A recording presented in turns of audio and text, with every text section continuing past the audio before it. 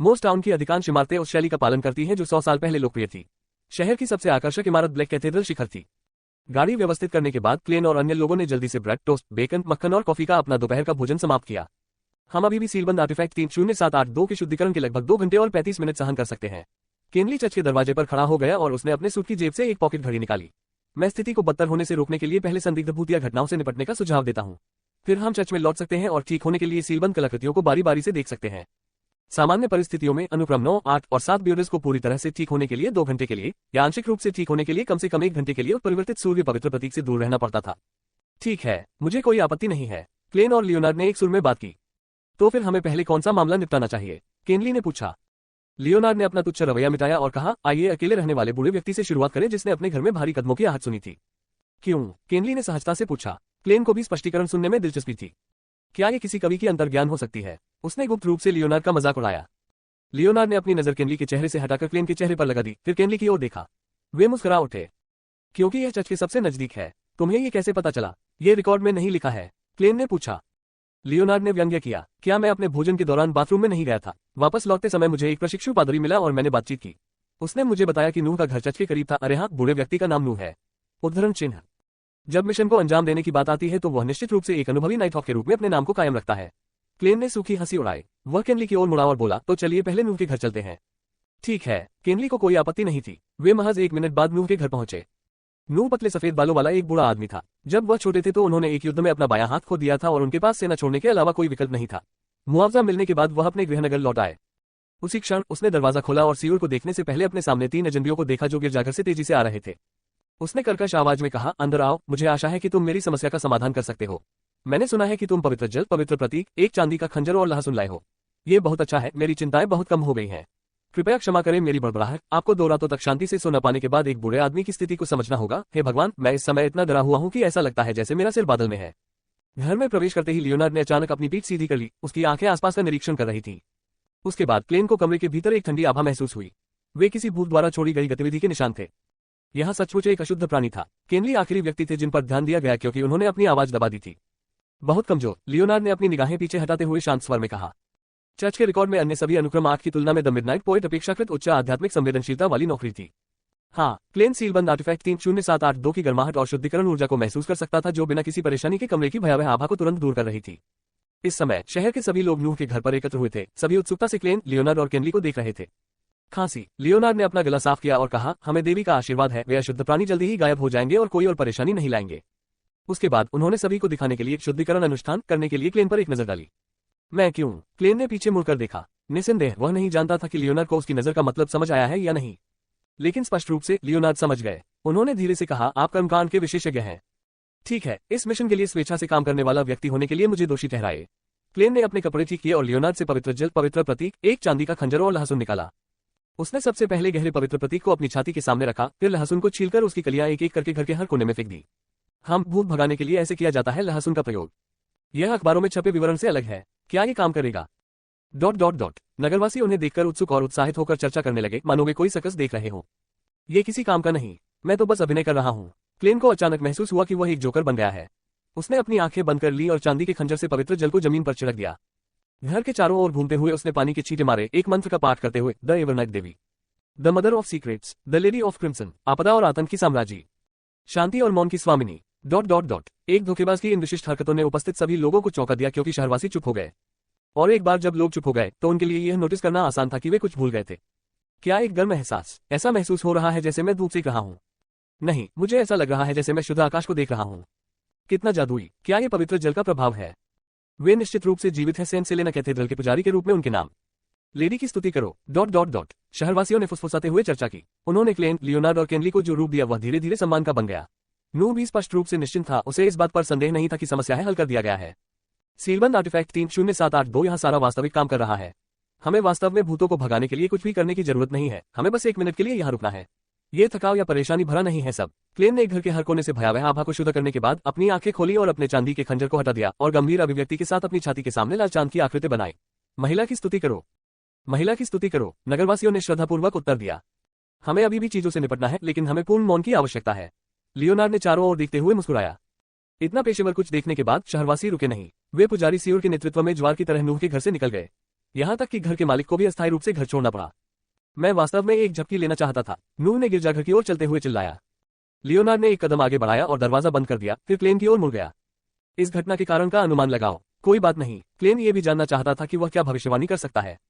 मैं जानता हूं कि श्री इज़िक ने ऐसा किया है, लेकिन वह कुछ बेहतर स्वभाव के प्रतीत होते हैं। हाँ, जो व्यक्ति 1300 वर्ष तक जीवित रह सकता है वह अवश्य ही श्रेष्ठ स्वभाव का होगा। अतः मेरी भविष्यवाणियों पर निश्चित रूप से प्रभाव पड़ना चाहिए। ऐसी परिस्थितियों में भूरे कोहरे के ऊपर रहस्यमय स्थान की मदद के बिना मुझे भी यकीन नहीं है कि मुझे क्या रहस्योद्घाटन मिलेगा। क्लेन ने अपने साथ लाए गए कलम और कागज को निकाला और एक भविष्यवाणी कथन लिखा। कारण नूह के घर पर होने वाली भूतिया घटना के बारे में। उसने कागज का टुकड़ा पकड़ा और एक गोल मेज के पास चला गया। फिर वह बैठ गया, अपनी आंखें बंद कर ली और पीछे झुक गया। क्लेन को अचानक अपनी धुंधली सपनों की दुनिया में एक काली समाधि दिखाई दी। यह एक पिरामिड के समान था, लेकिन उल्टा खड़ा था और लगभग पूरी तरह से दबा हुआ था। प्राचीन मकबरे के भीतर काले कोहरे ने सब कुछ स्पष्ट कर दिया था। क्लेन जाग गया और उसने अपनी आंखें खोली। क्या आपको कुछ मिला? केनली ने चिंता में पूछा। क्लेन ने एक पल के लिए सोचा और बिना कुछ छिपाए अपने सपने में प्राप्त रहस्योद्घाटन का वर्णन किया। उन्होंने इसे ये कहते हुए समाप्त किया, मकबरा निश्चित रूप से उत्तरी महाद्वीप की शैली में नहीं था, मेरा मतलब 5वें युग से है। मैं इस क्षेत्र में कुछ हद तक विशेषज्ञ हूँ। लियोनार्ड ने सोच में पड़कर सिर हिलाया। ये दक्षिणी महाद्वीप का एक उल्टा पिरामिड है। ये जीवित दुनिया से पाताल लोक में प्रवेश का प्रतिनिधित्व करता है। यह एक मकबरा है जिसे केवल मौत के तथाकथित वंशज ही अपने लिए बनवा सकते हैं, चाहे वह अतीत के बालम साम्राज्य में हो या इसके उपग्रह राज्य जैसे हाइलैंड्स किंगडम। कुछ अर्थों में यह मृत्यु का प्रतीक है। ठीक है, भूत निश्चित रूप से मृत्यु से संबंधित है। भविष्यवाणी के परिणाम निस्संदेह सही हैं। लियोनार्ड के उपहास को नजरअंदाज करते हुए क्लेन को अचानक एक दिलचस्प विचार आया। क्या श्री इज़िक मृत्यु के वंशज हो सकते हैं, या क्या उन्होंने इतना लंबा जीवन पाने के लिए मृत्यु के साथ कोई लेन देन किया होगा? द रिविलेशन ऑफ एवरनाइट के एक अध्याय के साथ साथ नाइटहॉक्स के आंतरिक रिकॉर्ड के अनुसार मृत्यु एक दुष्ट देवता था जिसने एक बार चौथे युग के अंत में उत्तरी महाद्वीप में तबाही मचाई थी। उस समय को अब पीला युग कहा जाता था। ऐसा कहा जाता है कि 7 देवताओं के संयुक्त प्रयासों से मृत्यु हुई। ये निर्धारित करना असंभव है कि लामुड कैसल कब बनाया गया था, लेकिन इसे पेल युग से पहले नहीं बनाया जा सकता था। यदि कोई संबंध था तो पर्दे के पीछे काम करने वाले, लाल चिमनी वाले घर में रहने वाले और श्री इज़िक के बच्चे की खोपड़ी चुराने वाले व्यक्ति के बारे में जांच करने के लिए कुछ होगा। बेशक यह एक बहाना हो सकता है दक्षिणी महाद्वीप को उपनिवेश बनाने के लिए उत्तरी महाद्वीप। आखिरकार दक्षिणी महाद्वीप के अधिकांश निवासी मृत्यु में विश्वास करते हैं। तीनों नाइटहॉक अधिक समय तक नहीं रुके क्योंकि उन्हें कुछ भी पता नहीं चला। उन्होंने जल्द ही नूह का घर छोड़ दिया और 2 अन्य डरावनी घटनाओं से निपटना शुरू कर दिया। वही प्रक्रिया, वही परिणाम। उन्होंने जल्दी ही शहर को मृत आत्माओं के आभामंडल से मुक्त कर लिया, लेकिन सारी परेशानी का कारण ढूंढने में असफल रहे। रास्ते में लियोनार्ड ने शहरवासियों से पूछा कि क्या पिछले कुछ दिनों में कोई अजनबी शहर में आया था, लेकिन उसे नकारात्मक उत्तर मिला। श्री इज़िक नहीं आए। वह अवश्य ही गुप्त रूप से आया होगा और किसी को पता चले बिना ही चला गया होगा। वह निश्चित रूप से सतर्क है। जब उसने कहा कि वह बुधवार तक टिंगन लौट आएगा, तो क्या उसका मतलब ये था कि ये आत्माएं आज अपने आप गायब हो जाएंगी, भले ही हम इससे निपटने के लिए यहाँ न हो? जब क्लेन लियोनार्ड और केनली के साथ मोज कैथेड्रल के प्रवेश द्वार पर लौटा तो उसने इसके बारे में सोचा। वे परिवर्तित सूर्य पवित्र प्रतीक के साथ अभी भी 1 घंटे और 45 मिनट तक टिक सकते हैं। हम सीलबंद कलाकृतियों की देखभाल के लिए 1 घंटे की शिफ्ट लेंगे। क्लेन ने उत्साह को अपने दिल में दबा लिया। उसने आकाश के रंग को देखा और कहा, चलो रात्रिभोज के लिए टिंगन सिटी वापस जाने का प्रयास करें। कोई बात नहीं। लियोनार्ड ने क्लेन की ओर देखा और हंसे। लेकिन सुरक्षा के लिए मेरा सुझाव है कि 2 लोग सीलबंद कलाकृतियों की देखभाल करें जबकि एक आराम करे। क्लेन एक पल के लिए ठिठक गया, उसका दिमाग तेजी से मंथन करने लगा। जवाब में वह मुस्कुराया। निश्चित रूप से, लेकिन इस तरह हमें सबसे तार्किक रोटेशन की गणना करनी होगी। पहले कौन आराम करेगा, अगला कौन है, और आखिरी कौन होगा? हमें ठीक होने के लिए कितना समय चाहिए, और कितना? खैर, मुझे लगता है कि सबसे अच्छा तरीका स्थापित करने के लिए हमें एक अज्ञात मूल्य के साथ एक एल्गोरिदम स्थापित करना होगा, फिर एक समय में एक व्यक्ति द्वारा इसे देखने की प्रभावशीलता के साथ इसकी तुलना करें। ये और भी बेहतर है अगर हम दक्षताओं की भी तुलना कर सकें। आइए पहले यह मान ले अज्ञात मान है। रुको, लियोनार्ड की हरी आंखें शून्यता और भय से भरी थीं। अगर ऐसा है तो आइए एक एक करके इसकी देखभाल करें। इसकी देखभाल करने वाला व्यक्ति अपनी शिफ्ट के दौरान कैथेड्रल में रहेगा, क्योंकि इसका दायरा काफी बड़ा है। बेशक हमें पुजारी सियोर और बाकी कहीं और रहें। बाकी 2 चर्च के बाहर पहरा देंगे और दूसरों को करीब आने से रोकेंगे। मैं भी यही राय साझा करता हूँ। जब क्लेन ने गणितीय समस्या के बारे में बात की तो केनली को सिरदर्द महसूस हुआ। ठीक है, क्लेन ने सिर हिलाया। ऐसा लग रहा था मानो उसे ऐसा करने के लिए मजबूर किया गया हो। यदि वह अपने साझेदारों को समझाने में सक्षम नहीं होता तो उसे लियोनार्ड के साथ गुप्त रूप से एक सौदा करना पड़ता और उसे छोड़ने के लिए अपने बारे में कुछ जानकारी देनी होती। लेकिन समस्या अब हल हो गई थी। ऊपर से संकरी खिड़की से हल्की रोशनी चमक रही थी, जिससे मोज कैथेड्रल का आंतरिक भाग थोड़ा और अधिक दिखाई देने लगा। क्लेन ने अपनी टोपी अपने घुटने पर रख ली और अपने पैर को अपनी छड़ी पर झुका लिया। वह बाईं ओर की पहली पंक्ति पर चुपचाप बैठ गया और अपने सामने वेदी की ओर देखा। एक विशाल गहरे पवित्र प्रतीक के अलावा देवी की कोई मूर्ति नहीं थी। इसका आधार काला था, जिसमें लाल रंग का आधा चंद्रमा था जो प्रकाश के उज्ज्वल बिंदुओं से घिरा हुआ था। पवित्र प्रतीक के पीछे की दीवार पर कुछ खुले स्थान थे जिससे सूरज की रोशनी बाहर से चमक सकती थी। उन्हें शुद्ध प्रकाश के छोटे छोटे छींटों में केंद्रित किया गया था, जो अंधेरे परिवेश के साथ मिलकर एक दृश्य बनाते थे जो एक ऊंचे तारों वाले रात के आकाश जैसा दिखता था। किसी भी पारंपरिक देवता ने कभी भी कोई वास्तविक छवि नहीं छोड़ी। लोग केवल उनके प्रतीकों की पूजा करते हैं और उनका महिमामंडन करते हैं। ऐसा लगता है कि यह आदेश की अभिव्यक्ति है, सीधे भगवान की ओर न देखें। क्लेन ने अपने विचारों को भटकने दिया। जैसे ही उसे सीलबंद आर्टिफैक्ट 30782 के साथ अकेले रहने का अवसर मिला, उसे फ्लेरिन सन चार्म्स बनाने की कोई जल्दी नहीं थी। उसने महसूस किया कि उसे सावधान रहना होगा, धैर्य रखना होगा और इंतजार करना होगा। पहले 15 मिनटों के भीतर यह संभव था कि लियोनार्ड और केनली किसी भी क्षण उसे उन बिंदुओं के बारे में याद दिलाने के लिए प्रवेश करेंगे जिन पर उसे ध्यान देना चाहिए। इस बेहद शांत माहौल में समय तेजी से उड़ गया। क्लेन को अचानक होश आया और उसने अपनी चांदी की बेलपत्ती पॉकेट घड़ी निकाली, उसे पलटा और एक नजर डाली। 20 मिनट बीत गए। वह मन ही मन बुदबुदाया। फिर उसने अपनी रेशम की टोपी और चांदी की किनारी वाली काली छड़ी किनारे रख दी। वह उठा और वेदी के पास एक छिपे हुए कोने की ओर चला गया। सबसे पहले उसने वेदी के किनारे का सामना किया, लेकिन एक बार जब उसने बड़े अंधेरे पवित्र प्रतीक और पवित्र दृश्यों को देखा जो रात के आकाश के चित्रण जैसा था, तो उसे दोषी और असहज महसूस हुआ। इसलिए उसने अपनी पीठ वेदी की ओर कर दी। फिर क्लेन ने अपने काले टक्सीडो की भीतरी जेब से सीलबंद कलाकृति 30782 निकाली। वह सुनहरे अलंकृत बैच को जमीन पर रखने के लिए नीचे झुका। क्लेन ने सूर्य प्रतीक पर एक नजर डाली जो अमूर्त अर्थों से भरा था। फिर उसने चंदन के साथ मिश्रित एक छोटी मोमबत्ती निकाली। उन्होंने इसे सीलबंद कलाकृतियों 30782 के ठीक नीचे रखा। वह द्वैतवादी अनुष्ठान था जिसे उन्होंने अनंत धधकते सूर्य से सीखा था। उन्होंने उसे का प्रतिनिधित्व करने के लिए एक ऐसी वस्तु का उपयोग किया जो देवता से निकटता से संबंधित थी, जबकि उन्होंने खुद का प्रतिनिधित्व करने के लिए मोमबत्ती का उपयोग किया। उसने अपनी तनावपूर्ण भावनाओं को कम करने के लिए एक गहरी सांस ली। फिर क्लेन ने अनुष्ठान के लिए आवश्यक वस्तुओं को एक के बाद एक बाहर निकाला, जिसमें एक नक्काशीदार चाकू, 2 पतली सोने की स्लाइस, काले किनारे वाले सूरजमुखी, सुनहरे किनारे वाले सूरजमुखी और सफेद किनारे वाले सूरजमुखी के संयोजन से निकाला गया अनावश्यक तेल, गोल्डन हैंड शामिल थे। फिंगर्ड सिट्रोन पाउडर और मेहंदी पाउडर भी। उसके बाद क्लेन ने आध्यात्मिकता के प्रवाह को निर्देशित करने के लिए चांदी के अनुष्ठान खंजर का कुशलतापूर्वक उपयोग किया। उन्होंने इसे साधारण वेदी के चारों ओर बहने के लिए निर्देशित किया और एक आकारहीन सीलबंद दीवार बनाई। वह बैठ गया, चांदी का खंजर नीचे रखा और अपना दाहिना हाथ बढ़ाया। उन्होंने अपनी आध्यात्मिकता को रगड़कर स्वयं का प्रतिनिधित्व करने वाली मोमबत्ती जलाई। टिमटिमाती मंद रोशनी के नीचे क्लेन ने सन एसेंशियल ऑयल उठाया और लौ पर एक बूंद टपका दी। धुंध के साथ सूरज की रोशनी की हल्की सुगंध के साथ एक भ्रामक कोहरा फैल गया। सिट्रॉन और मेहंदी पाउडर को जलाने के बाद क्लेन ने नक्काशी चाकू और सुनहरे स्लाइस पकड़ लिए। वो उठ खड़ा हुआ, एक कदम पीछे हट गया और फिर हरमीस में पड़ा। अनंत धधकते सूरज का खून, आदेश का अवतार, कर्मों का देवता और व्यवसायों का संरक्षक, ये सभी शाश्वत धधकते सूर्य की सम्मानजनक उपाधियों के भाग थे। यदि शाश्वत धधकते सूर्य के रक्त का उपसर्ग नहीं होता, तो अनुष्ठान को आगे बढ़ाने के लिए भगवान की प्रतिक्रिया की आवश्यकता होती। इसलिए क्लेन को संदेह था कि अनंत धधकते सूरज उसे उस अपमानजनक व्यक्ति के रूप में पहचान लेंगे जिसने सीधे उसे देखा था। फिर लियोनार्ड और केनली को केवल काली राख का ढेर मिलेगा। साथ ही अनुष्ठान का आयोजन किया जाना था प्राचीन हर्मीस, एक अनुष्ठानिक भाषा जो प्रकृति से उत्पन्न हुई थी। केवल एक ऐसी भाषा जिसमें कोई सुरक्षा नहीं थी, लेकिन जिसका प्रभाव उत्कृष्ट था। वह एक मंत्र को अनंत धधकते सूर्य के चारों ओर जाने और उत्परिवर्तित सूर्य पवित्र प्रतीक की ओर इंगित करने की अनुमति दे सकती थी। उसी समय जब वह चोरी कर रहा था एक देवता की शक्ति, क्लेन के पास दिव्य होने का कोई रास्ता नहीं था। अगर यह समय से पहले सफल होता, उसे लगा कि इसका नतीजा ये होगा कि उसका सीधा संबंध फिर से देवता से होगा। इसलिए वह केवल तनावपूर्ण हृदय से शेष मंत्र का पाठ कर सका। मैं आपसे प्रार्थना करता हूँ, मैं आपसे प्रार्थना करता हूँ कि आप मुझे शक्ति दे, मुझे चमकते सूर्य आकर्षण को पूरा करने की शक्ति दे। अनंत धधकते रक्त का सूर्य, कृपया अपनी शक्ति मेरे आकर्षण में स्थानांतरित करे। हे उंगलियों वाले सिट्रोन, एक जड़ी बूटी जो सूर्य से संबंधित है, कृपया अपनी शक्तियां मेरे आकर्षण को प्रदान करे। उद्धरण चिन्ह। जैसे ही मंत्र पूरा होने के करीब था, क्लेन को अचानक उसके सामने कुछ प्रकाश महसूस हुआ। साधारण सोने का बिल्ला तीव्र रोशनी से चमक रहा था, मानो सूरज जमीन पर उतर आया हो।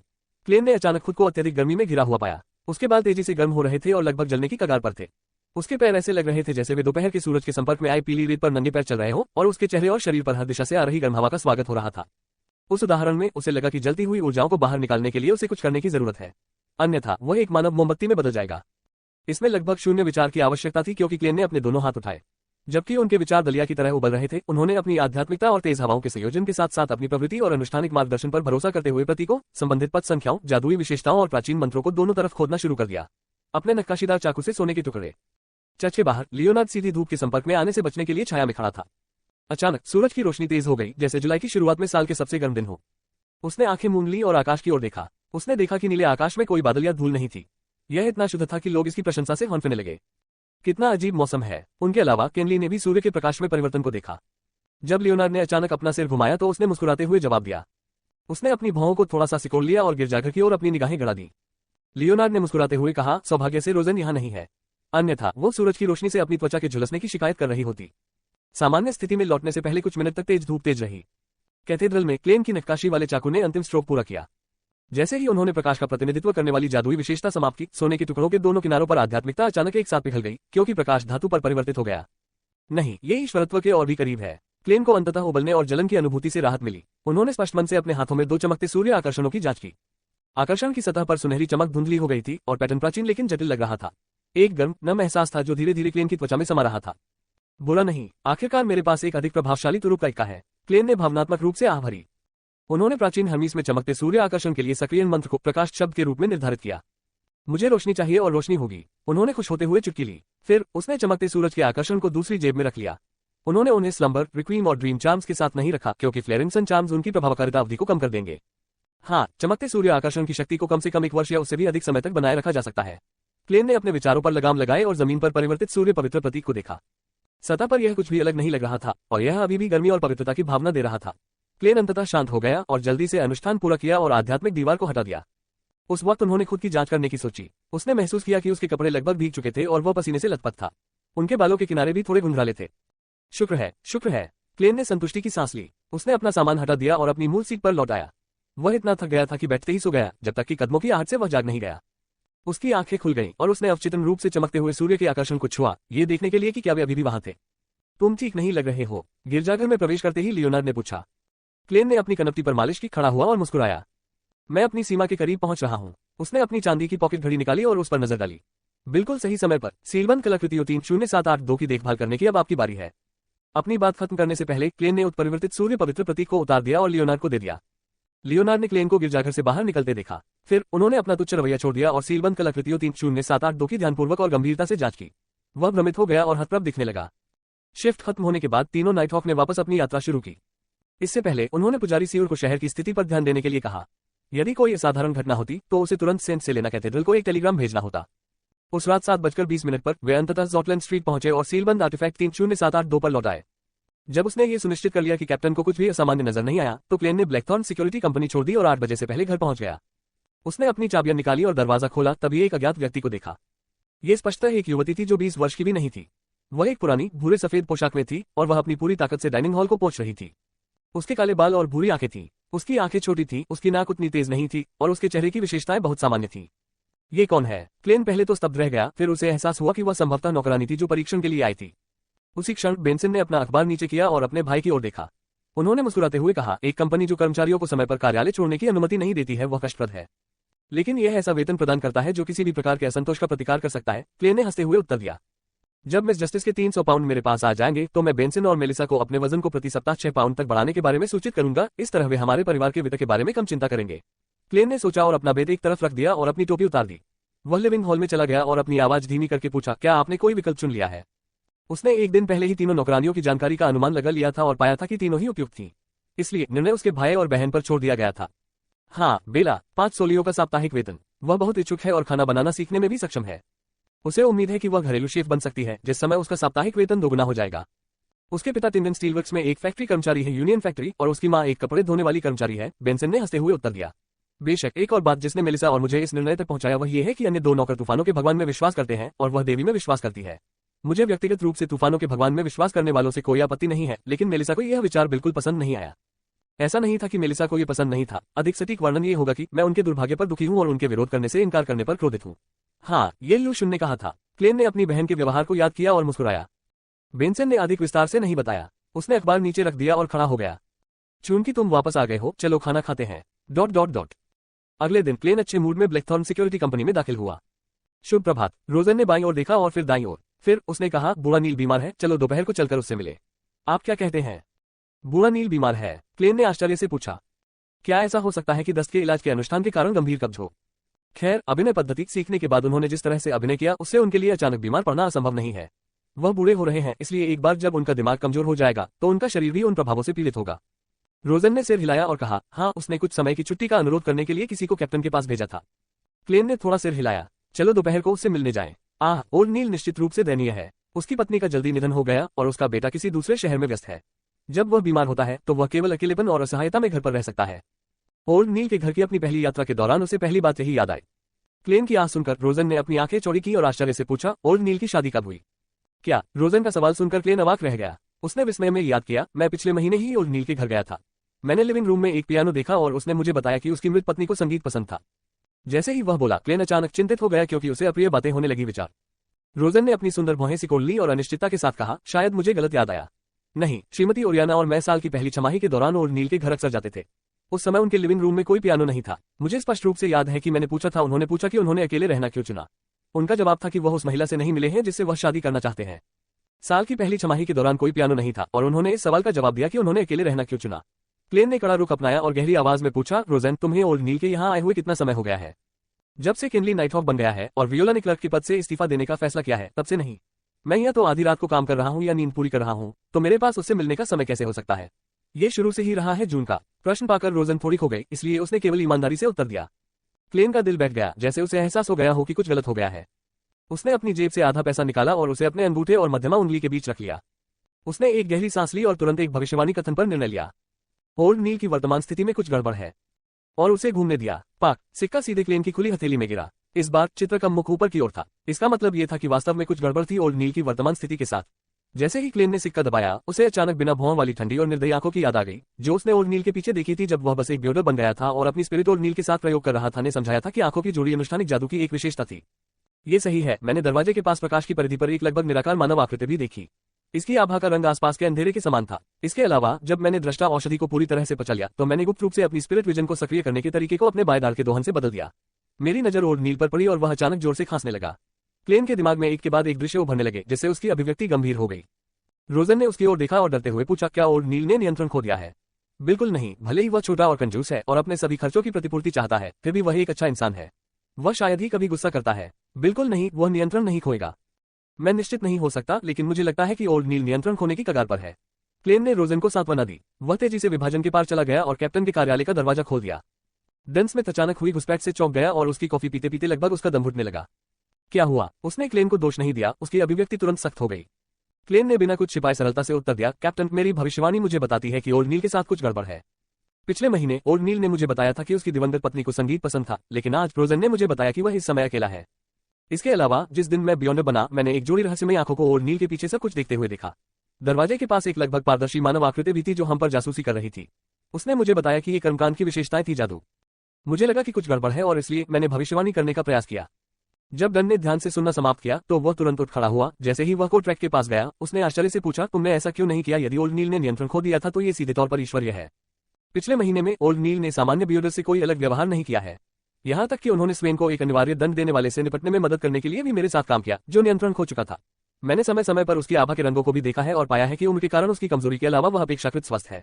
इस प्रकार मुझे लगता है कि वह नियंत्रण खोने के करीब है। उसे अभी भी बचाया जा सकता है। क्लेन ने एक सांस में अपना दृष्टिकोण समझाया। डन ने सिर हिलाने से पहले अपनी काली टोपी और विंडब्रेकर पहन लिया। एक बहुत ही उचित कटौती। चलो अब ओल्ड नील की यात्रा पर जाएं और वो कोशिश न करे, यदि संभव हो तो उसे उत्तेजित करें। उसके बाद हम उसे नियंत्रित करने का प्रयास कर सकते हैं और उसकी स्थिति को खराब होने से बचाने के लिए उसे स्थिर करने के लिए अनुष्ठानिक जादू का उपयोग कर सकते हैं। नियंत्रण। जब क्लेन ने यह शब्द सुना तो उसे एक विचार आया। कप्तान, क्या हम सीलबंद कलाकृतियों 300611 का उपयोग कर सकते हैं? वह इस बारे में सोच रहा था कि वह ओल्ड नील की समस्या को कैसे हल कर सकता है और उसे बचा सकता है, लेकिन वह किसी उत्तर पर नहीं पहुंच पाया था क्योंकि वह बहुत घबरा गया था, बहुत असहज और बहुत चिंतित था। उन्हें डन स्मिथ के शब्दों की याद आए और याद आया कि सीलबंद कलाकृतियां उपयोगी हो सकती हैं। नंबर 0611। नाम पीसफुल हेयर स्ट्रैंड्स। खतरे का ग्रेड 3। काफी खतरनाक। इसका उपयोग सावधानी से करना होगा। इसे केवल उन ऑपरेशनों के लिए लागू किया जा सकता है जिनके लिए 3 या अधिक लोगों की आवश्यकता होती है। सुरक्षा वर्गीकरण, आधिकारिक नाइटहॉक सदस्य या उससे ऊपर। सीलिंग विधि, जीवित जीवों के साथ कोई सीधा संपर्क नहीं। विवरण, काले बालों के कई धागों से बनी एक साधारण सजावट। जब तक किसी जीवित प्राणी के साथ बिना किसी सुरक्षा के संपर्क किया जाता है, तब तक जीवित प्राणी अपनी सभी इच्छाओं और भावनाओं को खो देगा, जिनमें भूख, क्रोध, दुख, दर्द, ईर्ष्या, नफरत, खुशी, संतुष्टि शामिल है, लेकिन यहीं तक सीमित नहीं है, लालच आदि। ये पता लगाया गया है कि 0611 के प्रभाव में रहने वाले जीवित प्राणी इसके साथ संपर्क तोड़ने की इच्छा भी खो देंगे। वे अपने जीवन के अंत तक चुपचाप अपने स्थान पर बने रहेंगे। यदि व्यक्ति और 0611 के बीच संपर्क तोड़ने के लिए किसी बाहरी बल का उपयोग किया जाता है तो व्यक्ति धीरे धीरे ठीक हो जाएगा। लेकिन प्रायोगिक डेटा से पता चलता है कि इसके लिए शर्त यह है कि व्यक्ति 2 घंटे से अधिक समय तक सीलबंद कलाकृतियों के संपर्क में न रहा हो। उद्धरण चिन्ह। एक बार संपर्क 2 घंटे से अधिक समय तक चलता है तो पीड़ित हमेशा के लिए चुप हो जाता है। परीक्षण किया गया उच्चतम अनुक्रम 5 है। आप दस्ताने पहनने जैसे तरीकों से संपर्क से बच सकते हैं। बालों की लंटें जीवित रहने की क्षमता से सुसज्जित नहीं है। इसमें सीलन से बचने की कोई प्रवृत्ति नहीं है। परिशिष्ट बालों की ये लंटें एक असफल प्रगति के दौरान दिखाई दी। ये कुछ पीछे छूट गया था जब नाइटहॉक्स का एक कैप्टन अनुक्रम 6 तक आगे बढ़ने में विफल रहा।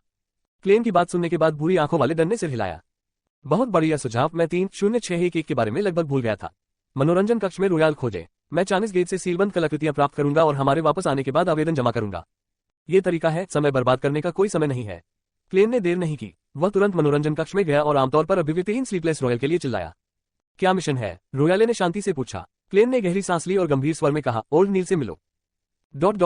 वह रॉयले ने एक अशुभ एहसास के साथ अपनी आंखें खोली।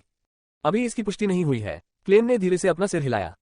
रॉयले ने आगे कुछ नहीं कहा, जिससे माहौल भारी हो गया।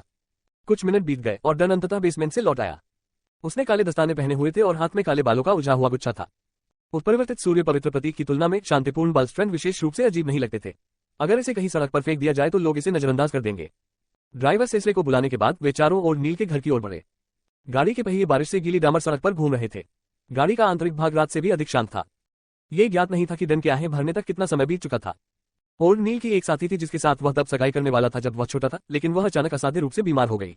ओल्ड नील ने बियॉन्डर्स के रहस्यों को उजागर करने का जोखिम उठाया और उसे बचाने के लिए अनुष्ठानिक जादू का उपयोग करने की कोशिश की, लेकिन वह ऐसा नहीं कर सका सफल। ओल्ड नील उस समय रहस्यवाद में सिर्फ एक नौसिखिया था। रिकॉर्ड के अनुसार उस समय नाइटहॉक सभी सतर्क थे, उन्हें डर था कि ओल्ड नील इस वजह से नियंत्रण खो देंगे।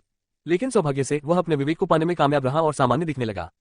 आइए आशा करें कि यह भी एक झूठा अलार्म है। क्लेन मदद नहीं कर सका, लेकिन अपनी छाती के सामने एक लाल चांद बनाया और प्रार्थना की, देवी उस पर नजर रखे। डन और रॉयल ने भी उसका अनुसरण किया, भगवान उस पर नजर रखे। ... जैसे ही काले बादल छट गए, नाइटहॉक ओल्ड नील के बंगले के सामने आ गया।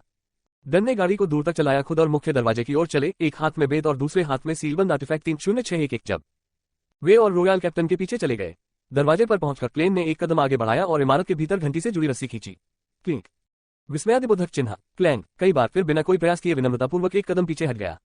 तीनों नाइटहॉक ने कुछ मिनट तक धैर्यपूर्वक इंतजार किया, लेकिन उन्हें दरवाजे की ओर आने वाले किसी पदचाप की आवाज नहीं सुनाई दी। शायद ओल्ड नील किसी डॉक्टर से मिलने गया था और घर पर नहीं है।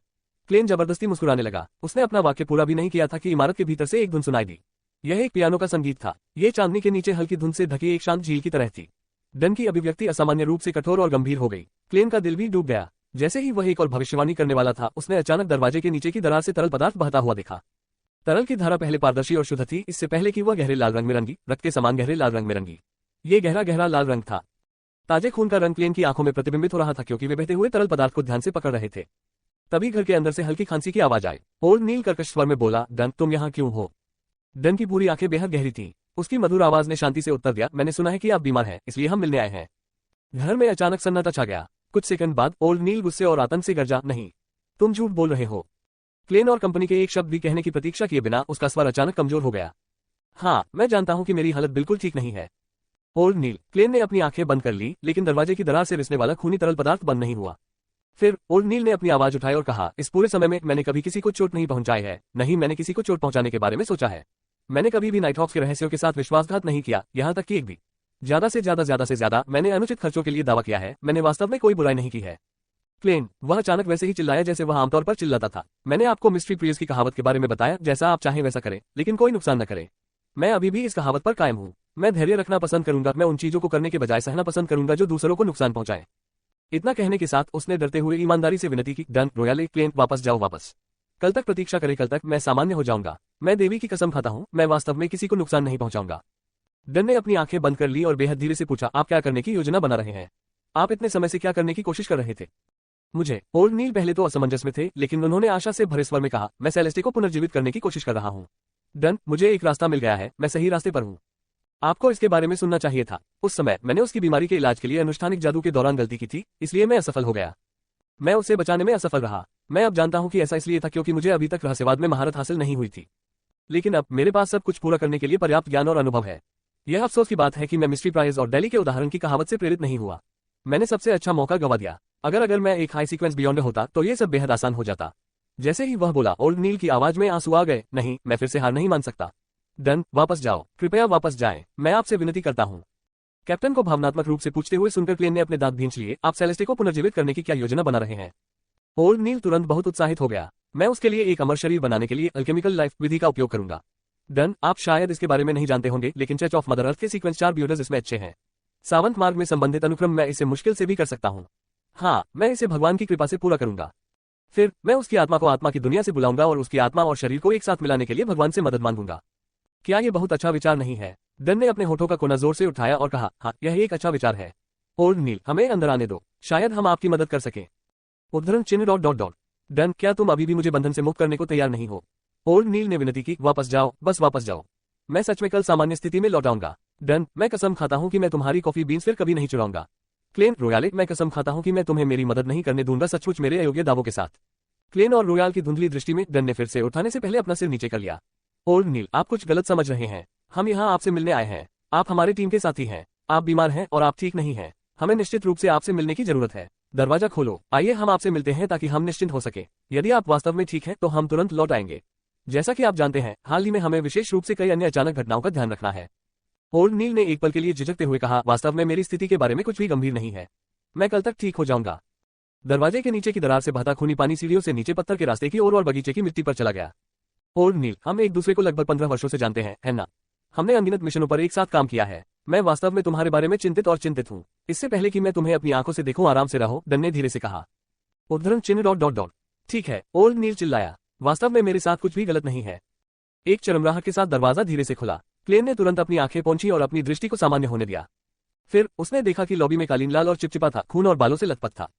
उसने आगे और ऊपर देखा, तभी महसूस हुआ कि लिविंग रूम का फर्श, छत, गोल मेज, पियानो और कुर्सियां सभी एक ही घृणित, चिपचिपे और बालों वाले तरल में ढके हुए थे। ओल्ड नील का सिर हवा में लटक गया, जो एक गाढ़े तरल पदार्थ द्वारा छत से जुड़ा हुआ था। उसके माथे और गालों पर एक एक जोड़ी आंखें थीं। वे बिना पलकों वाली ठंडी और निर्दयी आंखें थीं। पियानो की कुंजियां अपने आप नाच रही थीं, मधुर धुन बजा रही थी। अरे देखो, मैं सचमुच ठीक हूँ, ओल्ड नील ने दीप्तिमान मुस्कान के साथ कहा। रॉयल क्लेन, तुम भी ऐसा सोचते हो, है ना? जैसे ही उसने अपना मुंह खोला, क्लेन ने देखा कि उसके अंदर वही गाढ़ा, बालों वाला और खूनी तरल बह रहा है। जब डन बात कर रहा था तो उसकी पूरी आंखें चमक रही थी, जैसे कि सब कुछ सामान्य हो। ओल्ड नील, तुमने एल्केमिकल जीवन और पुनरुत्थान अनुष्ठान कहाँ से सीखा? ओल्ड नील ने उत्साहपूर्वक उत्तर दिया, मैंने इसे सुना। मैंने पहला भाग आजमाया और इसकी प्रामाणिकता की पुष्टि की। ये भगवान का एक उपहार है। वह मेरे कानों में इसका वर्णन करता रहा। वह है। ओल्ड नील की आवाज आई एक पड़ाव पर। 10 सेकंड से अधिक समय के बाद वह डर के मारे और एक स्पष्ट नुकसान के साथ जारी रहा, वह छिपा हुआ साधु है। छिपा हुआ साधु? क्या वह गैर मानवरूपी ईश्वर नहीं है जिस पर मूसा तपस्वी संप्रदाय विश्वास करता है? वह देवता जो पुनर्जीवित हुआ था, बुराई और भ्रष्टाचार लेकर आया था। मूसा तपस्वी आदेश में संपूर्ण रहस्य प्रार्थना अनुक्रम है। क्लेन के मन में कई विचार आते ही हलचल मच गई। छिपे हुए ऋषि का उल्लेख करने पर ओल्ड नील अंततः जाग गया। उसने खालीपन से चारों ओर देखा और सब कुछ देखा। अवर्णनीय शांति में उसकी 6 आंखें डन की ओर देख रही थीं और उसने कड़वी मुस्कान के साथ कहा, तो ये पता चला कि मैं पहले से ही एक राक्षस बन गया हूँ। डन और अन्य लोगों के उत्तर की प्रतीक्षा किए बिना ओल्ड नील ने अचानक मुस्कुराहट प्रकट की, जिसमें कराहना, भय और कायरता शामिल थी। मुझे जाने दो, मैं पहाड़ों में गहराई तक चला जाऊंगा और फिर कभी नहीं दिखूंगा। मैं कभी किसी को नुकसान नहीं पहुंचाऊंगा। मैं केवल चुपचाप अपना अनुष्ठान करने का प्रयास करूंगा। कृपया मुझे जाने दो, मैं आपसे विनती करता हूँ। तभी क्लेन को अपनी आंखों के सामने कुछ मायावी चीज बिखरती हुई महसूस हुई। फिर ओल्ड नील की 4 ठंडी दिखने वाली चाबुक रहित आंखें एक गहरी चमक के साथ चमकी और डन पर टिक गईं। उसकी अभिव्यक्ति अचानक ठंडी हो गई। तुम मुझे सपने में खींच रहे हो? नहीं, ये बेकार है। मेरी आंखें ये सब देख सकती हैं। छत, फर्श और दीवारों पर लगा चिपचिपा खून छटपटाने लगा, जैसे कोई विशालकाय व्यक्ति क्लेन एंड कंपनी को निगलने के लिए अपना मुंह खोल रहा हो। ओल्ड नील का सिर ओवरलैपिंग के बाद की छवियों की तरह धुंधला हो गया। क्लेन ने ऐसा नहीं किया। अपनी रिवॉल्वर को टटोलने के बजाय उसने अपना हाथ अपनी जेब में डाला और अपने स्लंबर चार्म का उपयोग करने की योजना बनाई। अचानक चिपचिपा खूनी तरल पदार्थ शांत झील की तरह शांत हो गया और उसकी नफरत खत्म हो गई, इच्छा और अन्य सभी अभिव्यक्तियां। वह शांत और शांतिपूर्ण हो गया। यह अज्ञात था जब डन ने सीलबंद आर्टिफैक्ट 300611 को ओल्ड नील के माथे और गालों पर धीरे धीरे बंद कर दिया था। ऐसा लग रहा था कि रखने की इच्छा खत्म हो गई है, वे खुल गए। कोई भी जीवित प्राणी जो पीसफुल हेयर स्ट्रैंड्स के संपर्क में आया, शांत हो गया और अपने जीवन के अंत तक सभी प्रेरणा खो गया था। डन, क्लेन और रोयाले ने एक ही समय में अपनी बंदूकें निकाली और ओल्ड नील के सिर पर निशाना साधा। फिर ओल्ड नील ने अत्यधिक भय का भाव प्रकट किया। वह संघर्ष कर रहा था, जीने की उसकी प्रबल इच्छा सीलबंद कलाकृतियों 300611 के प्रभावों के खिलाफ लड़ी। 4 अतिरिक्त आंखें गायब हो गईं। उसकी आंखों और मुंह के कोनों पर झुर्रियां अभी भी गहरी थीं, उसके बाल अभी भी सफेद थे, उसकी लाल आंखें अभी भी धुंधली थीं, ठीक वैसे ही जैसे जब क्लेन उससे पहली बार मिला था। डन, क्या तुम्हें वह समय याद है जब मैंने तुम्हें बचाया था? रोयाले, क्या तुम्हें याद है जब मैंने तुम्हारे परिवार के जीवन को बचाने में तुम्हारी मदद की थी? क्लेन, क्या तुम्हें याद है कि मैंने तुम्हें हर दिन कैसे रहस्यवाद सिखाया था? क्या तुम्हें याद है जब हमने इस बारे में बात की थी कि कैसे दावा करें? क्या आपको याद है कि मैंने आपके लिए हाथ से पीसकर कॉफी कैसे बनाई थी? क्या आपको याद है जब हमने एक अनिवार्य दंड देने वाले रैम्पेज के खिलाफ लड़ाई लड़ी थी? भ्रमपूर्ण विनती क्लेन के कानों में गूंज उठी और उसका दाहिना हाथ जो रिवॉल्वर पकड़े हुए था कांपने लगा। उसे ट्रिगर खींचना मुश्किल लग रहा था। टकराना। सिल्वर दानव शिकार की 2 गोलियां उड़ गईं और एक के बाद एक और नील के सिर में घुस गईं। क्लेन ने देखा कि परिचित असामान्य चेहरे पर एक निराशाजनक अभिव्यक्ति दिखाई दे रही थी।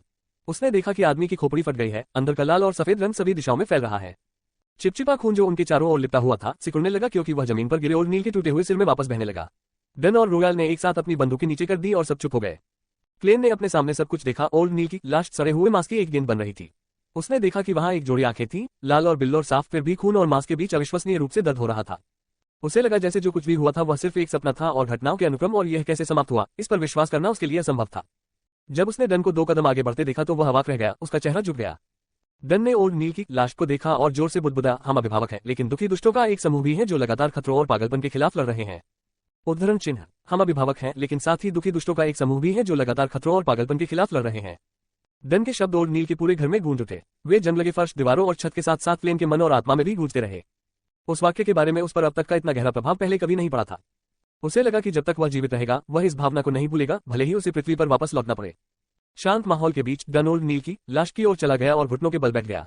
उसने अपने विंडब्रेकर की जेब से एक सफेद रुमाल निकाला और उसे गहरे लाल क्रिस्टलीय नेत्रगोलक पर ढक दिया, जो दर्द भरा लग रहा था। इस समय क्लेन ने देखा कि पियानो की चाबियां हिलना बंद हो गई थीं। एक फीकी, पारभासी आकृति प्रकट हुई। यह क्लेन, जिसने घर में प्रवेश करने से पहले अपनी स्पिरिट विजन को सक्रिय कर दिया था, बेहोश हो गया। उसने अब तक इस अजीब आत्मा पर ध्यान नहीं दिया था। क्या ऐसा इसलिए था क्योंकि ओ'नील द्वारा उसका ध्यान भटक गया था, या नियंत्रण खोने के बाद ओ'नील की क्षमताओं के कारण ऐसा हुआ था? क्लेन ने देखा कि निराकार आकृति तेजी से वाष्पित हो रही है, उसकी आंखों के सामने से गायब हो रही है। उसे इस बात का हल्का सा अंदाजा था कि क्या हो रहा है। अपने दिल में भारी भावना को दबाते हुए उसने कैप्टन का आदेश सुना, संभावित सुराग के लिए ओ'नील के घर की सावधानीपूर्वक तलाशी ले। ठीक है। जब क्लेन बोला तो उसे अपनी आवाज पहचानने में 1 मिनट का समय लगा। उसकी आवाज कर्कश और गहरी थी, मानो उसे फ्लू हो गया हो। ठीक है, रोयाल ने भी उत्तर दिया। उसकी आवाज की स्थिति लगभग मेरी जैसी ही है। ऐसा लगता है जैसे हमारी नाक बंद हो गई है। क्लेन ने अपनी महिला साथी की ओर देखा, जो आमतौर पर ज्यादा अभिव्यक्ति नहीं करती थी। ऐसा लग रहा था मानो वह उसे पहली बार जान रहा हो। दरवाजे के पास एक छतरी रैक पर अपना बेड रखकर वह सीलबंद आर्टिफैक्ट 3061 के चारों ओर चला गया। वह भारी कदमों से लिविंग रूम में और दूसरी मंजिल तक गया। फिर उन्होंने संभावित सुराग के लिए हर कमरे की तलाशी ली। ओ'नील ने नियमित रूप से कमरों की सफाई के लिए किसी को नियुक्त किया था, इसलिए कमरे उतने गंदे नहीं थे जितनी एक कुंवारे व्यक्ति से अपेक्षा की जाती है। सब कुछ व्यवस्थित था, मानो घर में कोई महिला मौजूद हो। आधे घंटे बाद क्लेन को ओ'नील के कमरे में एक बुकशेल्फ पर कुछ हस्तलिखित नोट्स मिले। नोट्स में एक अजीब रहस्यमय अनुष्ठान दर्ज किया गया। अल्केमिकल लाइफ आवश्यक सामग्री में शामिल है एलवेज के झरने, सोनिया द्वीप पर गोल्डन स्प्रिंग से 100 मिलीलीटर झरने का पानी, 50 ग्राम स्टार क्रिस्टल, आधा पाउंड शुद्ध सोना, 5 ग्राम फ्लोजिस्टन, 30 ग्राम लाल लोहा और बड़ी मात्रा में जीवित लोगों का ताजा खून। ओ'नील ने जीवित लोगों के ताजे खून के बारे में भाग के नीचे टिप्पणी की। मैं अपना खून निकालने पर विचार कर सकता हूं, इसे थोड़ा थोड़ा करके जमा करना और अनुष्ठानिक जादू का उपयोग करके इसे संरक्षित करना। मैं अपना खुद का चित्र बनाने पर विचार कर सकता हूं। क्लेन ने अपनी आंखें बंद कर दी और नोटों को कुचल दिया। ... गुरुवार की सुबह 9 बजे, चंद्रमा का समय, राफेल कब्रिस्तान। क्लेन ने अपना काला औपचारिक सूट पहना हुआ था और अपनी छड़ी पकड़ रखी थी। वह कब्रिस्तान के एक कोने में चुपचाप खड़ा रहा। उसने अपनी छाती की जेब में एक साफ सफेद रुमाल भर रखा था और एक स्लंबर फूल पकड़ रखा था। डन फ्राई, लियोनार्ड और केनली एक काला ताबूत ले जा रहे थे जिसमें ओ'नील की लाश रखी हुई थी। वे धीरे धीरे कब्र के सामने तक चले गए और चुपचाप उसे कब्र में उतार दिया। जैसे ही उसने भूरे रंग की मिट्टी को कब्र में फेंकते देखा, रोजेन, जिसने काली पोशाक और बालों में एक सफेद फूल पहना हुआ था, रो पड़ी। क्या कोई मुझे बता सकता है कि क्या ये सब सच में हो रहा है? उसने नियंत्रण क्यों खो दिया? उसने औषधि का सेवन क्यों किया? वह ब्यूरो क्यों बन गया? वहां क्रोध और राक्षस क्यों होंगे? कोई सुरक्षित रास्ता क्यों नहीं है? क्यों क्यों क्यों? क्लेन तब तक चुपचाप सुनता रहा जब तक कि ओ'नील का ताबूत पूरी तरह से मिट्टी में दफन नहीं हो गया, जब तक कि उसके अस्तित्व के सभी संकेत जमीन के भीतर दफन नहीं हो गए। देवी आपको आशीर्वाद दे। उसने सामने एक लाल चांद बनाया उसके सीने पर, फिर कुछ कदम आगे बढ़ा और कब्र के सामने स्लंबर फूल रख दिया। देवी तुम्हें आशीर्वाद दे। क्लेन ने सीधे होकर अपनी छाती पर हाथ मारा, उसकी पीठ और कब्र के पत्थर पर काली और सफेद तस्वीर देखी। ओ'नील ने अपनी क्लासिक काली टोपी पहनी हुई थी, उसके सफेद बाल किनारों के आसपास झांक रहे थे और उसकी गहरी लाल आंखें थोड़ी धुंधली थी। वह बहुत शांत था, उसे अब दुख, दर्द या भय महसूस नहीं हो रहा था। तस्वीर के नीचे एक शिलालेख अंकित था। यह ओ'नील की डायरी की अंतिम प्रविष्टि से आया है। अगर मैं उसे नहीं बचा सकता तो मैं उसका साथ दूंगा। उसे। सुबह की हवा धीरे धीरे चल रही थी। राफेल कब्रिस्तान की खामोशी और खालीपन हर किसी पर छाया हुआ था। ... दोपहर में क्लेन कैप्टन द्वारा हस्ताक्षरित एक फॉर्म शस्त्रागार में ले गया। उसने आधा बंद दरवाजा खोला और मेज के पीछे घनी काली दाढ़ी वाले ब्रेट को देखा। फॉर्म सौंपने से पहले क्लेन स्पष्ट रूप से ठिठक गया। 50 राउंड साधारण गोलियां। अपने अनुरोध के दौरान उसकी नजर मेज पर रखे टिन के डिब्बे पर पड़ी। उसे ऐसा महसूस हुआ जैसे वह हाथ से पिसी हुई कॉफी की सुगंध महसूस कर रहा है और अपने कानों में चुटीले शब्द सुन रहा है, लेकिन आपको तब तक इंतजार क्यों करना चाहिए जब तक आपके पास अतिरिक्त नकदी न हो? आप डन के पास आवेदन कर सकते हैं और उससे खर्चों की मंजूरी ले सकते हैं। उद्धरण चिन्ह। ... ब्रेट ने क्लेन की अभिव्यक्ति देखी और आह भरी। मैं समझ सकता हूं कि आप इस समय क्या महसूस कर रहे हैं। मुझे खुद विश्वास नहीं हो रहा है कि ओ'नील हमें इस तरह छोड़ देगा। कभी कभी मुझे ऐसा भी लगता है जैसे ये कैप्टन द्वारा रचा गया एक सपना है। शायद ये कई नाइटहॉक्स की नियति है, क्लेन ने कड़वी मुस्कान के साथ उत्तर दिया। इस घटना के बाद उन्हें अभिनय पद्धति को गुप्त रखने के लिए चर्च के ऊपरी क्षेत्रों के प्रति बहुत अधिक निराशा और घृणा महसूस हुई। आइए आशा करें कि ऐसी त्रासदियां कम होंगी। देवी हमें आशीर्वाद दे। ब्रेट ने अपनी छाती के सामने एक लाल चांद बनाया। उसने आवेदन पत्र लिया और शस्त्रागार में चला गया। अल्पविराम। टकराना टकराना टकराना। बारूद की गंध हवा में भर गई। क्लेन ने अपनी निराशा उस लक्ष्य पर निकाली जिस पर वह गोली चला रहा था, जब तक कि उसने उन गोलियों की शूटिंग पूरी नहीं कर ली जिनके लिए उसने अनुरोध किया था। फिर उन्होंने खुद को संभाला और एक सार्वजनिक गाड़ी से गवेन के घर पहुंचे। उसने अभ्यास के सेट पर सेट पूरे किए जैसे कि वह खुद को यातना दे रहा हो, जब तक कि गवेन ने उसे रुकने के लिए नहीं कहा। लड़ाकू अभ्यास आपके लिए खुद को नुकसान पहुंचाने के लिए नहीं है। गवेन ने अपनी धुंधली हरी आंखों से क्लेन को देखा। मुझे क्षमा करें शिक्षक, मैं आज थोड़ा उदास हूं। क्लेन ने सांस छोड़ी और समझाने का प्रयास किया। क्या हुआ? गवेन ने बिना किसी भावना के पूछा। क्लेन ने एक पल के लिए सोचा, फिर सरल उत्तर दिया, मेरे एक दोस्त की अचानक मृत्यु हो गई। गवेन कुछ सेकंड के लिए चुप हो गया। उसने अपनी गोरी मूंछों पर हाथ फेरा और धीमी आवाज में कहा, मैंने एक बार 5 मिनट के अंतराल में 325 दोस्तों को खो दिया था। उनमें से 10 ऐसे थे जिन पर मैं जीवन भर भरोसा कर सकता था। क्लेन ने एहसास में आह भरी। ये युद्ध की क्रूरता है। गवेन ने उस पर एक नजर डाली और आत्मनिंदा करने वाली हंसी उड़ा दी। सबसे क्रूर बात यह है कि मैं उनसे कभी बदला नहीं ले सकता। मैं उनके सपनों को कभी पूरा नहीं कर सकता और इसका जवाब हमेशा के लिए मुझसे दूर हो जाता है। जहां तक आपकी बात है, आपके पास अभी भी ऐसा मौका है। हालांकि मैं ठीक नहीं जानता कि क्या हुआ। मैं जानता हूं कि तुम अभी भी युवा हो। आपके पास अभी भी कई अवसर हैं। क्लेन एक पल के लिए चुप था। उसने एक सांस ली और खुद को संभाला। धन्यवाद शिक्षक। गवेन ने सिर हिलाया और बिना किसी अभिव्यक्ति के कहा, 10 मिनट का ब्रेक लें, फिर 10 और करें अभ्यास के सेट जो आप अभी कर रहे थे। लेकिन वे ताश नहीं खेल रहे थे। उनमें से एक अखबार पलट रहा था, दूसरा अचंभित होकर ओरियल खिड़कियों से बाहर देख रहा था और आखिरी ने एक कलम पकड़ रखी थी। कुछ लिखना चाहता हूं लेकिन लिख नहीं पा रहा हूं। कमरा शांत था, किसी ने बात नहीं की और किसी ने मजाक नहीं किया। माहौल भारी था। ओह, क्लेन ने सांस छोड़ी। उन्होंने अपना अखबार नीचे कर दिया और जो सामग्री उन्हें मिली थी उसे पढ़ने पर ध्यान केंद्रित करने की योजना बनाई। उसी समय डन स्मिथ ने दस्तक दी और कमरे में प्रवेश किया। उसने कहने से पहले चारों ओर देखा। क्लेन, एक क्षण के लिए बाहर आओ। क्या हुआ? क्लेन, जिसे इस बात का अंदाजा था कि क्या हो रहा है, खड़ा हुआ और मनोरंजन कक्ष से बाहर चला गया। डन बेसमेंट की ओर जाने वाली सीढ़ी के प्रवेश द्वार पर खड़ा था। उसने मुड़कर क्लेन की ओर देखा। वह व्यक्ति जिसे पवित्र कैथेड्रल ने भेजा था वह यहाँ है। मेरी जांच करने वाला व्यक्ति यहाँ है। क्लेन की नसें तनावग्रस्त हो गईं।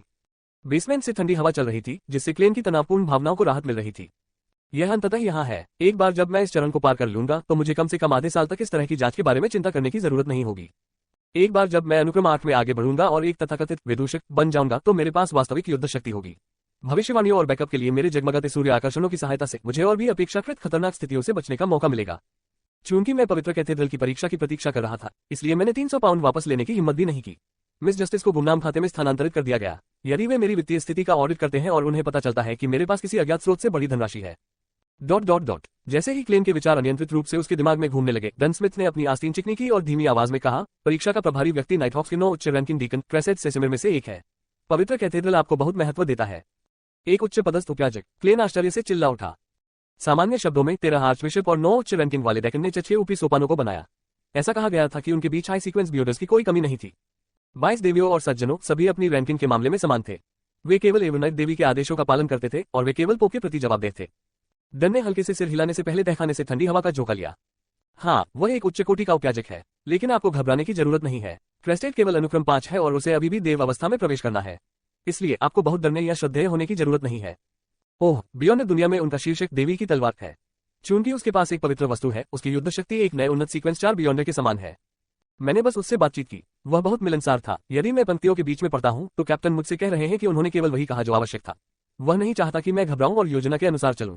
क्लेन ने सोच समझकर सिर हिलाया और पूछा, मुझे उच्च पदस्थ डीकन से कहां मिलना चाहिए? कीमिया कक्ष जहां हम औषधि बनाते हैं, डन ने सरलता से उत्तर दिया और उसके चेहरे पर उदासी का एक संकेत चमक गया। वह कीमिया कक्ष जहां हम औषधि बनाते हैं, वह प्रयोगशाला जहां ओरनील ने मेरी सिर औषधि बनाई। क्लेन ने धीरे से एक सांस छोड़ी और नाइटहॉक्स मनोरंजन कक्ष में लौट आया और कपड़े की रैक से अपने बाहरी वस्त्र निकाले। उसने काला विंडब्रेकर लगाया, अपने हाथ अपनी जेबों में डाले और बेसमेंट से जुड़ी घुमावदार सीढ़ियों से नीचे चला गया। तब वह क्रॉस जंक्शन पर बाईं ओर मुड़ गया। बहुत जल्दी क्लेन ने दीवारों पर लगे खूबसूरत गैस लैंप की रोशनी में एक गुप्त दरवाजा देखा। उसने देखा कि कमरे के बीच में एक बड़ी जगह खोलने के लिए कमरे में लंबी मेजें एक तरफ हटा दी गई थी। वहां 2 क्लासिक हाई बैक कुर्सियां थी जो एक दूसरे के सामने थीं और उनके बीच में 1 मीटर से भी कम दूरी थी। दरवाजे के सामने वाली कुर्सी पर एक 30 वर्षीय व्यक्ति बैठा था जिसने काला विंडब्रेकर और सफेद शर्ट पहना हुआ था। उसके सुनहरे भूरे बाल बहुत छोटे कटे हुए थे और उसकी काली हरी आंखें चांदनी रात में जंगल की तरह काली थी। उसकी शर्ट और विंडब्रेकर के कॉलर उठे हुए थे और उसकी पूरी टूटी छाया में छिपी हुई थी। हेलो, आपकी कृपा। क्लेन झुक गया। क्रेस्टेड सेसिमिर ने अपना दाहिना पैर अपने बाएं पैर के ऊपर रखा हुआ था और वह इत्मीनान से अपनी कुर्सी पर वापस झुक गया। वह मुस्कुराया और उत्तर दिया, हेलो क्लेन, आप वहां बैठ सकते हैं। उसने अपने सामने ऊंची पीछे वाली कुर्सी की ओर इशारा किया। उसके पैर के पास चांदी से बना एक सूटकेस था। यह एक वायलिन केस के आकार का था। यह उचित लंबाई की तलवार ले जा सकता है। क्लेन आगे बढ़ा और अपनी निर्धारित सीट पर बैठ गया। क्रेसेट ने कुछ सेकंड के लिए सोचते हुए अपनी दाहिनी तर्जनी को अपने ऊपरी होंठ पर रख दिया। मैं पहले ये जांचने की योजना बना रहा हूं कि आपने अपनी औषधि में कितनी अच्छी तरह महारत हासिल कर ली है। यह कोई समस्या नहीं है ना? बिल्कुल नहीं। क्लेन ने अत्यंत आत्मविश्वास के साथ अपना सिर हिलाया। बहुत भरोसा। क्रेस्टेड मुस्कुराए लेकिन अपनी पिछली मुद्रा बरकरार रखी। उसने केवल क्लेन को ध्यान से देखा। क्लेन को अचानक महसूस हुआ कि आसपास के गैस लैंप की रोशनी गायब हो गई है, जैसे कि उन्हें गहरे अंधेरे ने निगल लिया हो। वह अचानक थक गया, मानो उसकी जैविक घड़ी ने सोने का समय कर दिया हो। लेकिन उसका दिमाग बेहद तनावग्रस्त था, जिससे आराम करना असंभव हो गया था। यह वैसा ही था जैसे जब वह अधिक थकावट के कारण चैन से सो नहीं पाता था। जब क्लेन ने एक नल से पानी टपकने की आवाज सुनी जो ठीक से बंद नहीं था, तो उसके चारों ओर सन्नाटा रात भर गया। फिर उसने ब्लैकथॉर्न सिक्योरिटी कंपनी में बातचीत और सीढ़ी से होकर बहने वाली हवा की गति सुनी। इसके अलावा उसने ऐसा कुछ भी नहीं देखा जो उसे नहीं देखना चाहिए था, न ही उसने कोई आवाज सुनी जो उसे नहीं सुननी चाहिए थी। उत्कृष्ट। क्रेसेट की सम्मोहक आवाज ने अंधेरे को दूर कर दिया और कीमिया कक्ष के अंदर और बाहर गैस लैंप की रोशनी क्लेन की दृष्टि में फिर से आ गई। क्लेन ने अचानक अपनी थकावट दूर की और अपने पिछले ऊर्जावान स्वरूप में लौट आया। उसने मुझे बिना एहसास हुए ही प्रभावित कर दिया। क्या सीक्वेंस 5 बियोडो यही करने में सक्षम है? यह एक उच्च पदस्थ उपयाजक का आतंक है। उसे याद आया कि क्या हुआ था और वह थोड़ा डर गया। क्रेस्टेड सेसिमिर ने अपने हाथ पकड़ लिए और उन्हें अपने घुटनों पर रख लिया। वह थोड़ा नीचे झुका और उसके होंठ उसके कॉलर से अवरुद्ध हो गए। आपने परीक्षा पास कर ली है। आपने अपने औषधि की महारत में उत्कृष्टता से परे एक स्तर हासिल कर लिया है। मुझे ये देखने के लिए निरीक्षण करना होगा कि क्या आपके दिमाग में कोई छिपा हुआ खतरा है, ये सुनिश्चित करने के लिए कि औषधि की शेष भावना नहीं बदली है, आपका चरित्र अवचेतन रूप से या कुछ समस्याओं को पीछे छोड़ गया है। तुम्हारे पास तैयारी के लिए 3 मिनट है। क्लेन ने तुरंत सिर हिलाया और कहा, ठीक है। उन्होंने गुप्त रूप से एक सांस ली और विभिन्न नकारात्मक विचारों को दूर करने के लिए खुद को कॉगिटेशन में प्रवेश करने की अनुमति दी। क्रेस्टेड ने दोबारा बात नहीं की। उसने अपने काले विंडब्रेकर की भीतरी जेब से एक चांदी की पॉकेट घड़ी निकाली और उसे खोल दिया। फिर उसने सेकंड हैंड की हरकत को ध्यान से देखा। 3 मिनट बाद क्रेस्टेड ने अपनी पॉकेट घड़ी बंद की और मुस्कुराते हुए कहा, मैं गाना शुरू करूंगा। गाना। क्लेन ने असमंजस का भाव दिखाया। इससे पहले कि क्लेन उत्तर दे सके, क्रेस्टेड ने एक सुंदर धुन गुनगुनाना शुरू कर दिया। राग कीमिया कक्ष में गूंजता रहा और धीरे धीरे अपना सामंजस्य खोता गया और सुर से बाहर हो गया। चीख, खरोचना, जिन। क्लेन ने ब्लैकबोर्ड को कीलों से खरोचने, बबल रैप के एक दूसरे से रगड़ने की आवाज, इलेक्ट्रिक ड्रिलिंग और कई अन्य कष्टप्रद आवाजें सुनी।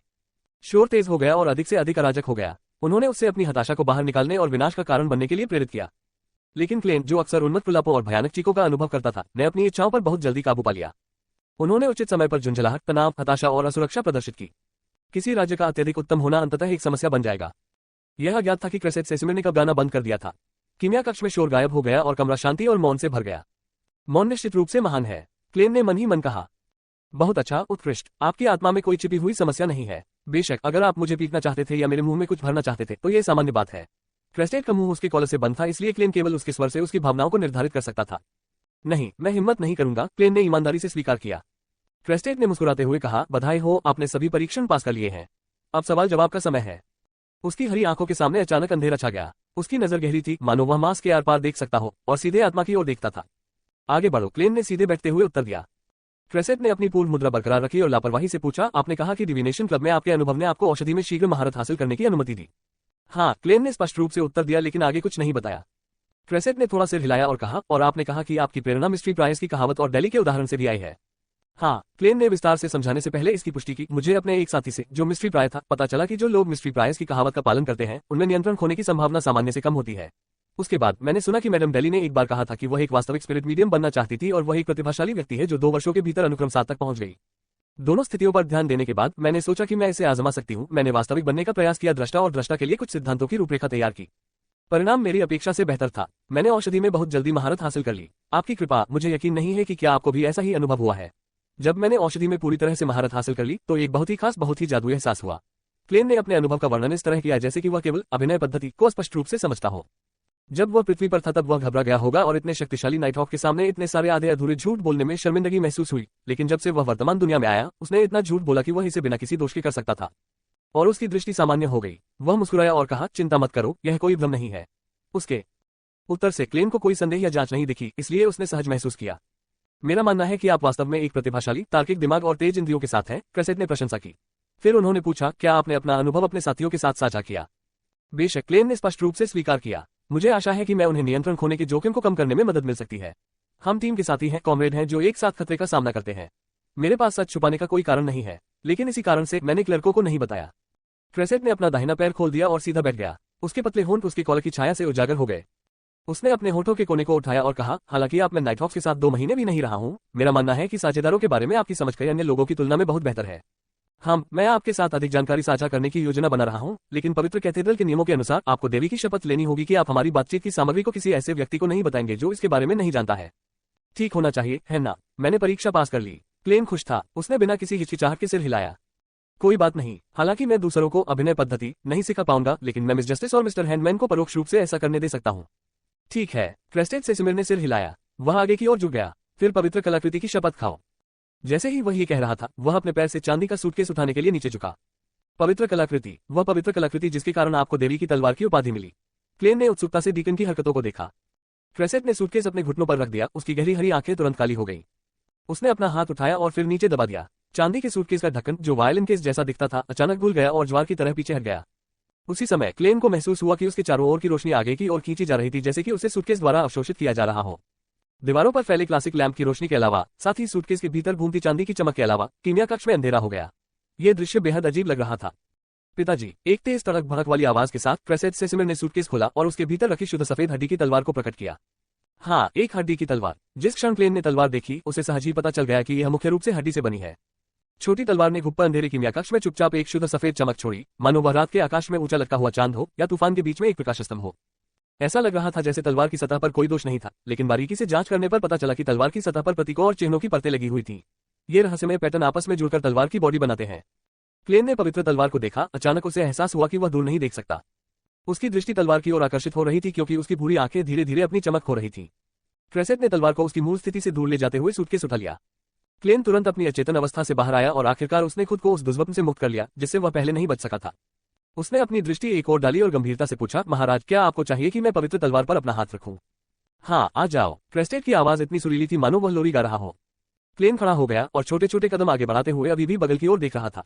चूंकि अंधेरा था, वह नहीं देख सका कि डेकन के पैर कहाँ थे, न ही उसके पुराने चमड़े के जूते। रुको, क्रेस्टेट ने शांति से कहा। क्लेन तुरंत रुका और वहीं खड़ा हो गया। उसने डर के मारे अपनी नजर फिर से हटाने से पहले अपनी आंखों के कोने से शुद्ध सफेद हड्डी वाली तलवार पर एक नजर डाली। उस मात्र नजर से वह नीचे झुका और अपना दाहिना हाथ बढ़ाया और उसे पवित्र तलवार के ऊपर सटीक रूप से रखा।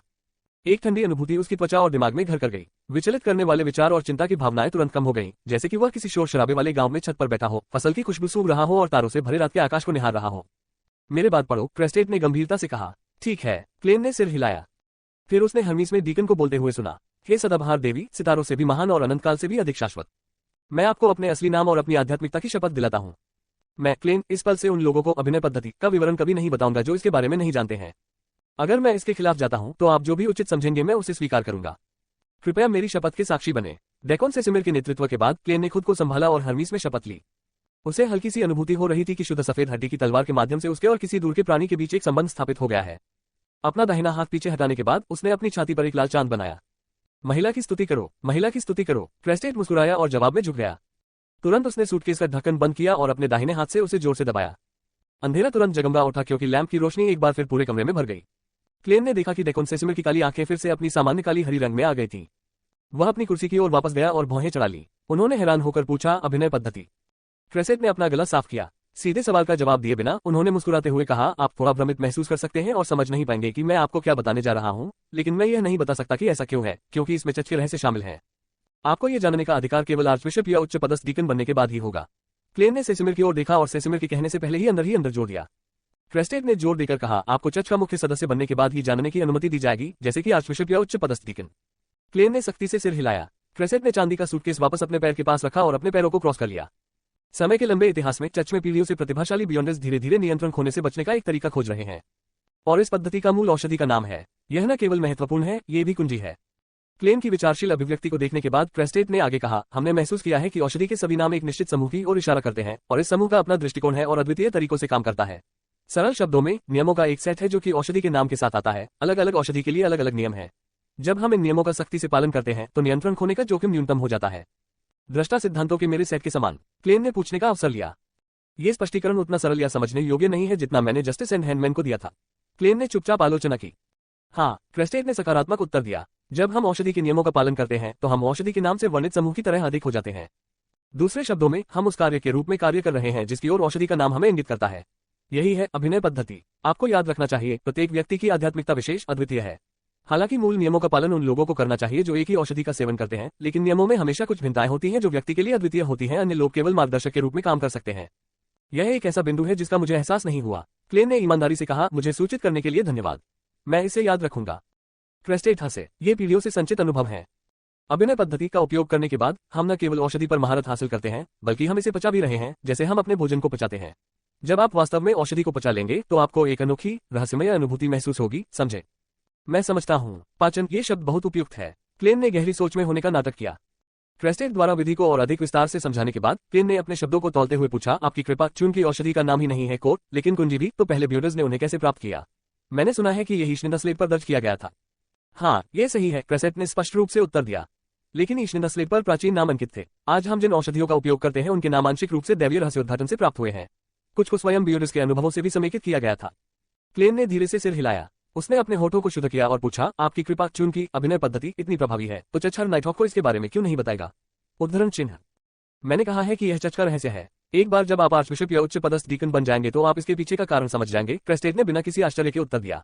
ठीक है, ऊपर लौटे और बाकी नाइटहॉक को एक एक करके नीचे आने के लिए कहें। मुझे परीक्षा का अंतिम चरण पूरा करना है।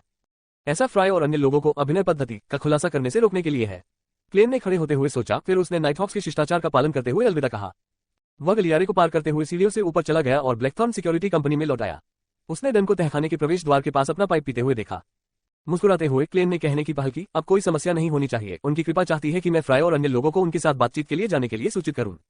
हाँ, वह आखिरी कदम है। इसका मतलब है कि कोई समस्या नहीं थी। डन ने अपना पाइप हटा दिया और बाकी लोगों को बताने के लिए मनोरंजन कक्ष की ओर चला गया। जैसे ही उसने फ्राई और सीका को तहखाने में प्रवेश करते देखा, क्लेन को अचानक कुछ याद आया। उन्होंने जल्दी से कहा, कप्तान, क्या हमें रॉयल को लाना होगा जो चाइनीज गेट की रखवाली कर रहा है, और लियोनार्ड जो शरण की निगरानी कर रहा है। ओह, और केनलिक जो ब्रेक पर है। डन ठिठक गया और उसने अपना माथा भींच लिया। मैं भूल गया।